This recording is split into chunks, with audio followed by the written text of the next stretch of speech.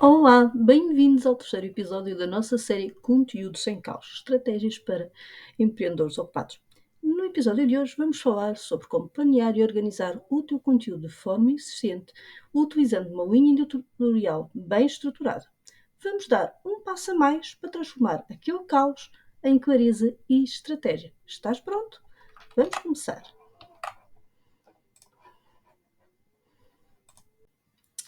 Pois bem, então o que é que nós já vimos até agora? Nós já percebemos como é que nós devemos definir a nossa estratégia geral a nível de conteúdos, através dos nossos objetivos, através daquilo que o nosso negócio é. E como criar aquela folha muito importante, que é a folha de controle de inteligência artificial, que nos vai ajudar ao longo de todo este processo. Depois, também, já no último vídeo, aprendemos a definir o nosso cliente ideal, a nossa buyer persona, as suas necessidades, a sua jornada de cliente e o modo como interage connosco. E já fomos também colocar essas informações todas na nossa folha de controle. Hoje o que é que vamos falar? De planear, organizar conteúdos de forma eficiente numa linha editorial.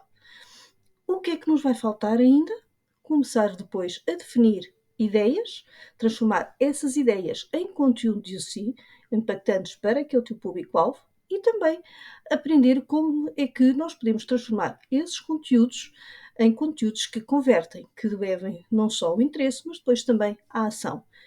Mais alguma exemplificação prática sobre tudo aquilo que nós vamos fazer ao longo destes vídeos. Espero que gostes. Vamos efetivamente começar hoje a planear a nossa linha editorial.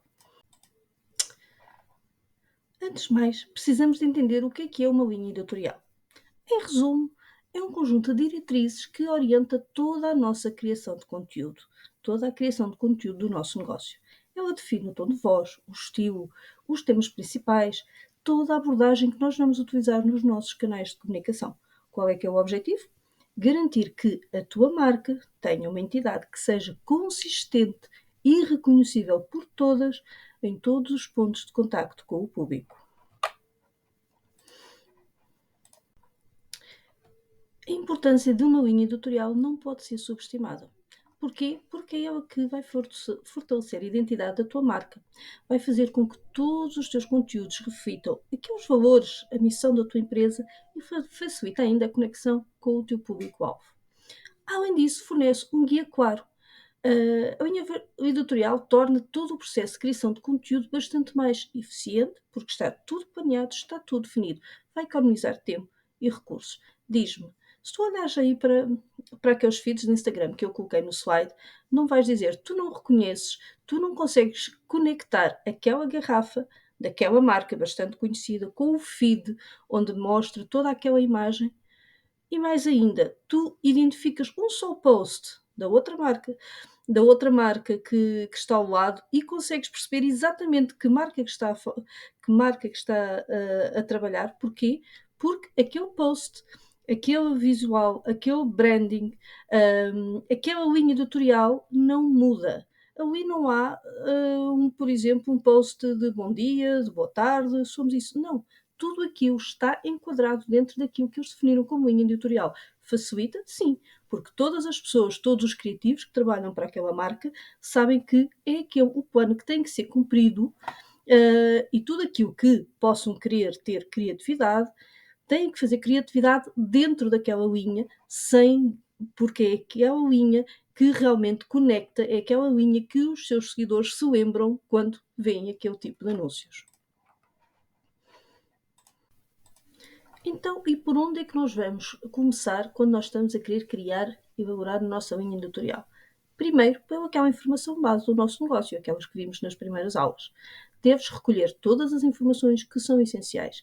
Entender aquele negócio, quais são os produtos, quais é que são os serviços, o que é que te diferencia da concorrência, analisar tudo aquilo que é de encontro à tua missão, aos teus valores, às tuas personas. Porque sim, vais depois precisar de definir também os teus clientes ideais, as várias personas, e saber quais é que são as suas dores, quais é que são os seus desejos, quais é que são os seus desafios. Sem este entendimento, qualquer estratégia de conteúdos não vai estar bem elaborada qualquer linha editorial vai estar aquém do que poderia ser.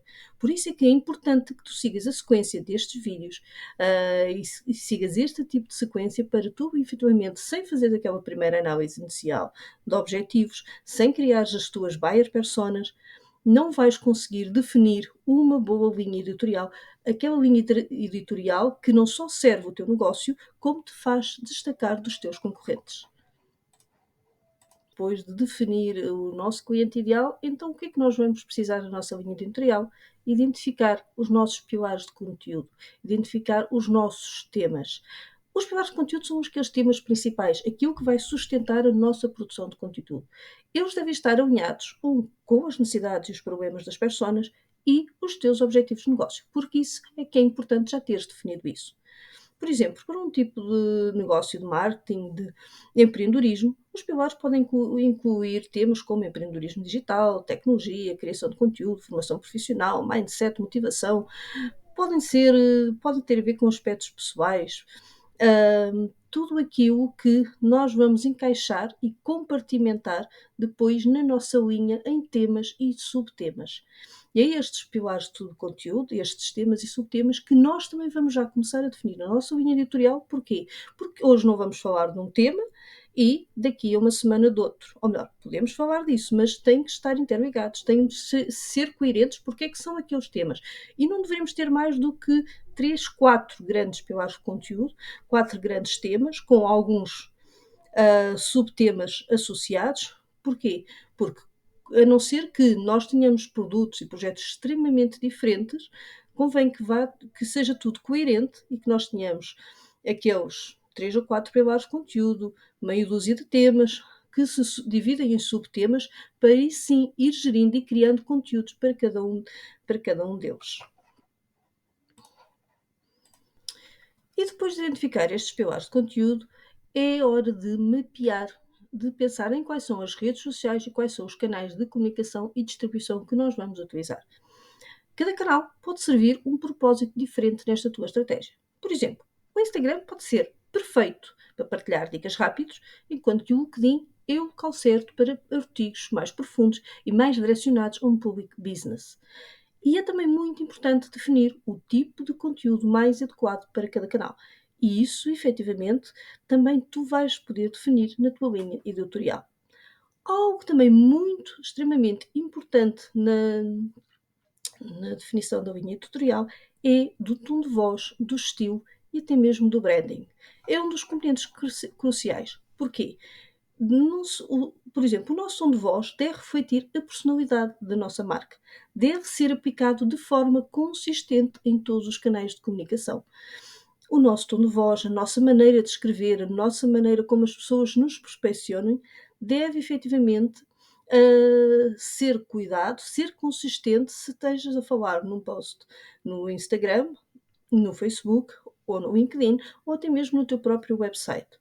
Tu podes optar por um tom mais pessoal, mais autêntico, ou mais formal, ou mais inspirador.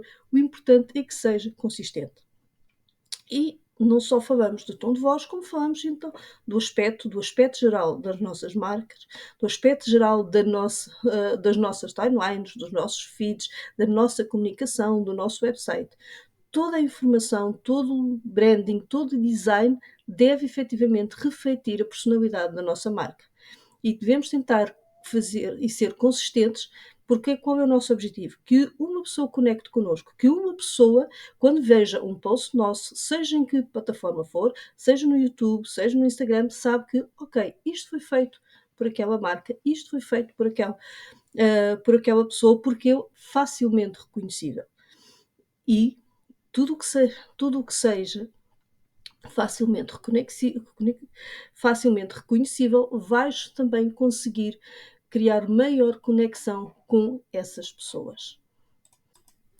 Outra etapa muito importante, que apesar de ser opcional, é fundamental, é o benchmarking e fazer uma pequena análise da concorrência. Aqui tu vais poder avaliar como é que os teus concorrentes estão a produzir e a distribuir o conteúdo. Vais poder identificar oportunidades para te diferenciar. A análise da concorrência não só ajuda a entender o mercado, como lembras-te quando tu fizeste uma análise das reviews e dos comentários dos teus concorrentes, mas também vai poder refinar a tua estratégia em conquistar aquele espaço único. É nesta fase que tu vais poder identificar não só concorrentes, como também pessoas que te inspiram, pessoas cujos conteúdos te inspiram e digam, ok, este é um exemplo, é esta pessoa que eu gostava de seguir, é esta pessoa que eu gostava de tentar. Atenção, procura pessoas, procura exemplos que estejam no teu nível. Não tentes seguir o exemplo de pessoas com grandes equipas, com grandes daqueles gurus de marketing ou daqueles gurus de conteúdo. Porquê? Porque realmente são pessoas que têm equipas, pessoas que não estão a trabalhar sozinhos e que vão ter outro tipo de consistência e, sobretudo, outro tipo de conteúdos que tu não vais ter hipótese. Por isso, se tu queres, podes te inspirar neles, mas não queiras nem copiar, nem dizer é assim que tem que ser. Não. Tu tens que definir quais é que são os teus objetivos e a equipa, os teus recursos, o teu benchmarking tem que ser feito com pessoas ao teu nível. Agora que já tens a fase inicial da tua linha editorial pronta, é hora de pensar na distribuição de conteúdos. Primeiro, temos que decidir onde é que nós vamos publicar. Isto, à partida, já vimos. Mas também é muito importante perceber qual é a frequência com que nós vamos publicar. A chave é encontrar aquele equilíbrio que permita manter aquela presença constante, a nossa presença online alargada, mas sem sobrecarregar a sobreprodução de conteúdo. Para isso, vais ter que seguir melhores práticas de planeamento para estar sempre à frente do jogo e tenta ao máximo usufruir daquilo que nós estamos a ensinar hoje, que é aplicar também a utilização da inteligência artificial para te poder ajudar não só a planear, como também depois a criar conteúdo. Falar de distribuição de conteúdos e não falar de funil de conteúdos é quase impossível. O funil de conteúdos é uma ferramenta essencial para guiar-te a ti e ao teu público desde a descoberta até a conversão. Provavelmente já deves ter ouvido falar dele. Estamos a falar do topo de funil, o tofu, que é onde atraímos novos visitantes. O meio do funil, o mofu, serve para engajar esses visitantes em leads com conteúdos mais profundos. E depois, no fundo do funil, o bofu, o objetivo é converter esses leads, esses contactos, em clientes, fornecendo todas as informações e provas necessárias que sejam preciso para aquela decisão de compra. E porquê é que nós estamos a falar disto? Porque é indispensável nós entendermos que para produzir conteúdos e produzir conteúdos que engajem com a nossa audiência, que atraiam visitantes, que convertam visitantes, que nos conectem com eles e que depois sirvam também de prova social, é muito importante que nós entendemos que temos que seguir a jornada do nosso cliente, temos que entender o nível de consciência que cada cliente está, ou o nível de consciência da nossa audiência pode estar ou não, e saber guiá-los através do funil de conteúdos, através do nosso processo e do nosso negócio. É importante perceber isso. Por isso é que é importante também que já na fase da linha editorial nós consigamos entender que fases é que nós temos, que tipo de conteúdos é que nós vamos ter para cada fase e que tipos de ideias é que nós podemos ter. Vamos ser sinceros, se tu já conseguiste definir tudo isto na tua linha editorial, já tens uma boa base na tua estratégia de conteúdos. Mas há outras coisas que também, sendo também adicionais, sendo acessórias, convém estarem pelo menos previstas. Por exemplo, um plano de amplificação onde utilizes anúncios pagos, onde vais também poder já identificar parcerias para ampliar o alcance dos teus conteúdos. Como é que isso é possível? Como é que isso é possível? Vais fazer que tipos de anúncios? Onde? Que tipo de influenciadores ou de pessoas é que tu possas querer vir a contactar? Se tu tiveres isso definido na tua linha editorial, logo no início é muito mais fácil depois tu saberes criar conteúdo para impactar aquelas pessoas, para impactar ou para prever serem utilizados mais tarde num determinado tipo de anúncios. Outro aspecto também muito importante e que raramente é falado é a gestão de crise. Porquê? Porque numa estratégia de comunicação digital, estar preparado para mitigar danos em situações imprevistas e geralmente pouco positivas é essencial para manter a integridade de uma marca. uns tempos atrás até poderias ter completamente ignorado a questão de incluir um plano de gestão de crise na nossa linha editorial ou na nossa estratégia de conteúdos. Mas a verdade é que, apesar de eu já ter trabalhado de perto com empresas em que eu fazia exatamente este tipo de trabalho, fazia gestão de crise e atuava nos protocolos de crise, a verdade é que só quando eu tive uma pequena, vamos dizer assim, situação menos positiva no meu negócio, na minha loja, é que eu percebi da importância disto tudo estar precavido. Porquê? Porque nós sabendo, tendo já algumas respostas, na altura em que nós estamos de cabeça perdida, já sabemos como é que fazer, já sabemos o que é que devemos comunicar, temos algumas respostas previstas. Isto podem ser desde respostas padrão, a monitorização e análise das menções daquilo que é dito sobre nós, sobre a marca. Isto é sempre importante, por isso, não ten tenta perceber, eu depois vou falar mais sobre estes protocolos de gestão de crise, mas tenta definir isso, tenta incluir isso também já na tua linha editorial, na tua estratégia, para just in case, no dia que esperemos que nunca seja necessário atuar, mas no dia em que o for, tu e a tua equipa, tu e a tua empresa vão saber como agir e não vão estar de cabeça perdida. Agora que já temos grande parte da nossa linha editorial, que consiste na nossa estratégia de conteúdos definidas, a última parte deste processo é a análise de dados e a otimização para motores de busca. Quando falamos aqui em otimização para motores de busca, o SEO, ele desempenha um papel fundamental. Primeiro, porque quando falamos em motores de buscas, não estamos só a falar de websites, apesar de serem extremamente importantes. Podemos também estar a falar de motores de busca como o YouTube, como o Instagram, como o Facebook, como o LinkedIn, como o Pinterest. Todas as grandes redes sociais têm também algoritmos e motores de busca associados. Por isso, quando nós criamos conteúdo, nós devemos perceber e assegurar-nos de que este conteúdo está otimizado, tem as palavras-chave, tem as ligações, tem as relações e até as hashtags que são necessárias para aquilo que nós estamos a divulgar, para aquele tipo de conteúdo.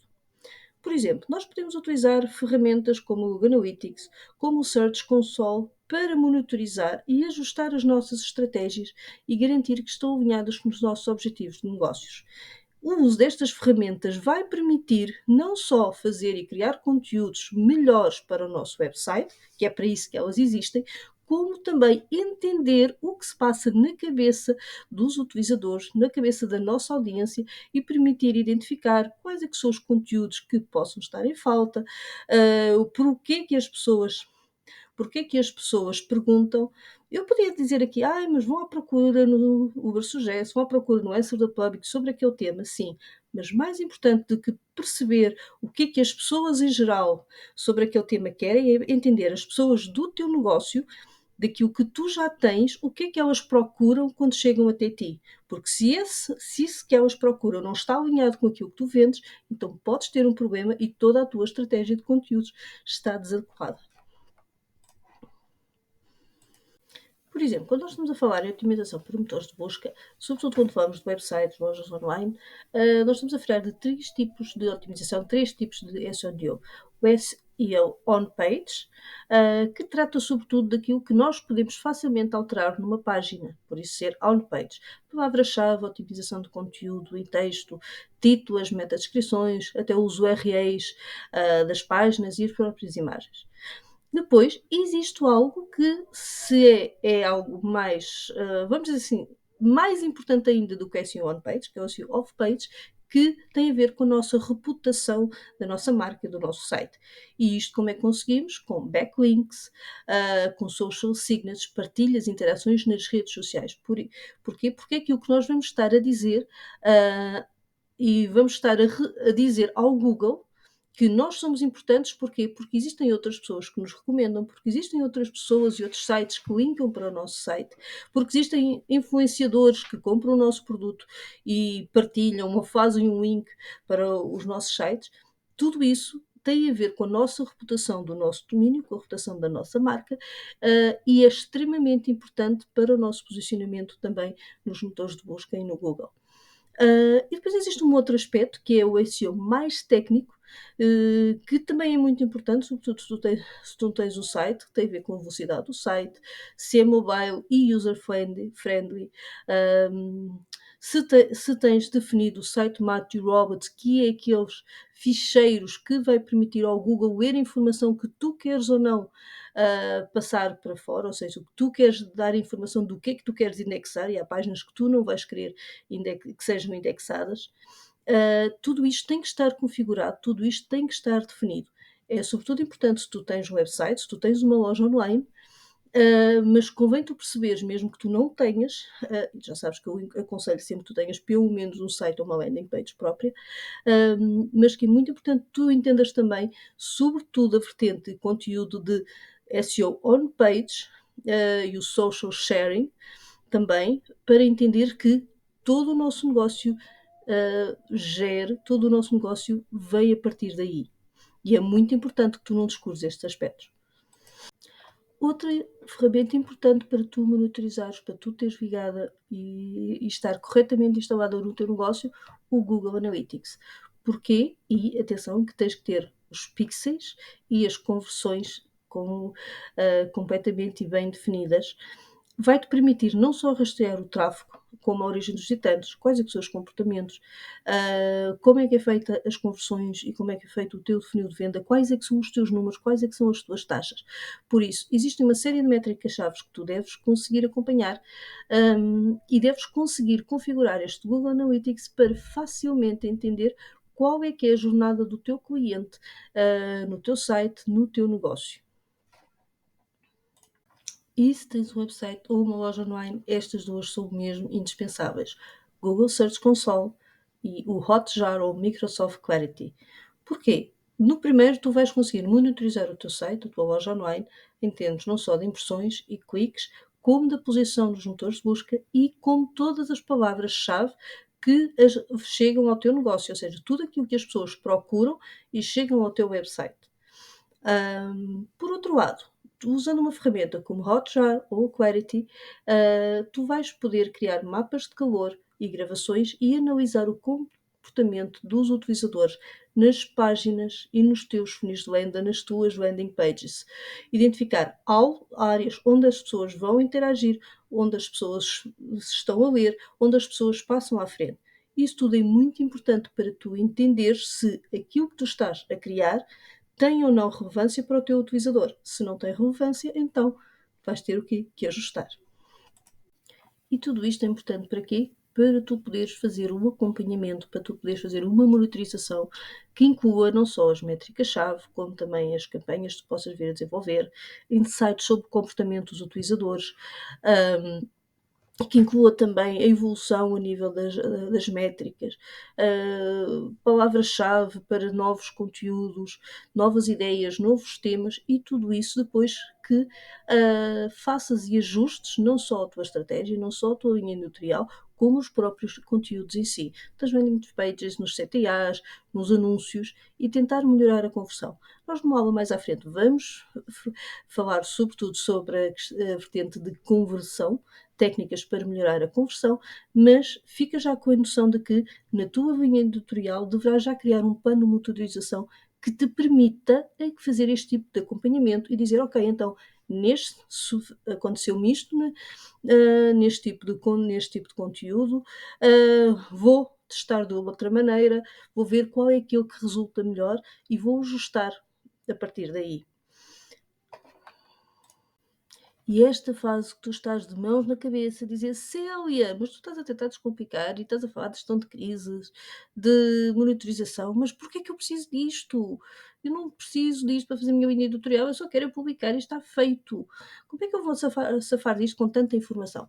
Pois bem, por isso é que eu estou aqui. E agora vamos novamente falar de inteligência artificial e ver como é que ela te pode ajudar a definir todo este plano, toda esta linha editorial. Porque, sim, eu criei mais um GTP, mais um AVGPT, exatamente do nosso desafio de conteúdos, exatamente para definir a nossa linha editorial de acordo com estes pontos. Com algumas perguntas pré-definidas, mas que te vai permitir quando tu estás a usar, dares alguma informação base no teu negócio. Sim, tu precisas dar informação base, tu precisas dar contexto à inteligência artificial para tu poderes ter resultados. Por isso, na prática, vamos ver um pouco como é que se pode processar. Então vamos outra vez ver aqui como é que nós podemos utilizar a nossa AVGPT para conteúdos, exatamente para definir a nossa linha editorial. Vamos dizer assim, o que eu vou fazer aqui, e este é o AVPT geral, eu só testei isto, ainda não testei isto suficientemente bem, tenho o processo todo definido e vamos aqui pedir para definir a linha editorial e vou utilizar como dados base a informação da minha loja aqui. E o que é que ele me vai pedir inicialmente, tal como já pediu anteriormente? Uma análise do negócio e do público-alvo, a definição de objetivos e KPIs, identificação de pilares de conteúdo, o tom de voz e o estilo, a distribuição de conteúdo, ou seja, tudo aquilo que nós falamos. Então, vamos dizer assim, vamos começar por definir aquela fase inicial da nossa folha de controle de IA e vamos avançar com o processo.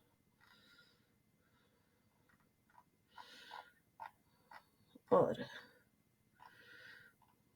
eu consegui recolher informações sobre a linguagem e tom de voz, conseguiu já identificar alguns pilares de conteúdo, conseguiu também identificar canais de distribuição, frequência de publicação e calendário editorial. Estes são apenas alguns temas do que, vamos dizer, qual é que foi a informação que eu dei como input,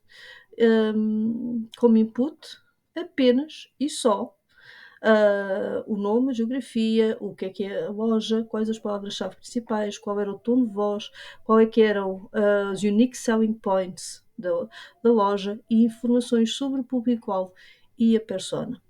Nem sequer defini muito bem as várias personas.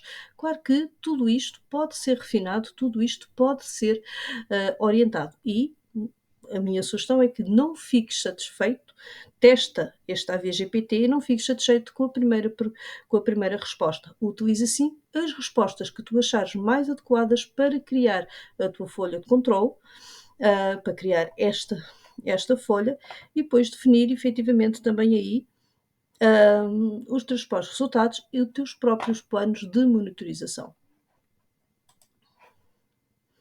Ao fim de mais um episódio, eu espero que este conteúdo tenha sido útil para te ajudar a estruturar a tua linha editorial e começar a planear o teu conteúdo com mais clareza e propósito. Não te esqueças de assistir ao próximo episódio, onde vamos começar a transformar essas ideias de conteúdos, onde vamos começar a definir estes temas em ideias de conteúdo e depois essas ideias em conteúdos que conectam com o teu público. Claro, se quiseres ainda aprofundar mais o teu conhecimento, explora o nosso desafio de conteúdos, onde vais encontrar estes AVGPTs que te vão ajudar muito. Até lá, um bom trabalho e espera pelo próximo episódio.